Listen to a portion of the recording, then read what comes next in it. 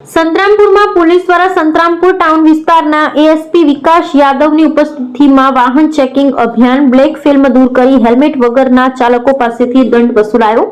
મહીસાગર જિલ્લા પોલીસ વડા અધિક્ષક સફીન હસનની સૂચના અનુસાર સંતરામપુર પોલીસ દ્વારા સંતરામપુરના વાંકાનાળ નાળા 3 રસ્તા ખાતે તારીખ 6 જાન્યુઆરી 2026ના રોજ સાંજના સમયે વાહન ચેકિંગ અભિયાન સંતરામપુર ટાઉન વિસ્તારના એએસપી વિકાસ યાદવની ઉપસ્થિતિમાં હાથ ધરવામાં આવ્યું। આ ચેકિંગ દરમિયાન સંતરામપુર ટાઉન વિસ્તારના એએસપી વિકાસ યાદવની ઉપસ્થિતિમાં આવતા જતા ગેરકાયદેસર વાહનોની તપાસ કરવામાં આવી, જેમાં બ્લેક ફિલ્મ લગાવેલા વાહનોને સ્થળ પર જ ઉભા રાખી બ્લેક ફિલ્મ દૂર કરવામાં આવી તેમજ હેલ્મેટ વગર મોટરસાયકલ ચલાવતા વાહન ચાલકોને જરૂરી સૂચનાઓ આપવામાં આવી અને નિયમ ભંગ કરનારા પાસેથી દંડ વસૂલવામાં આવ્યો।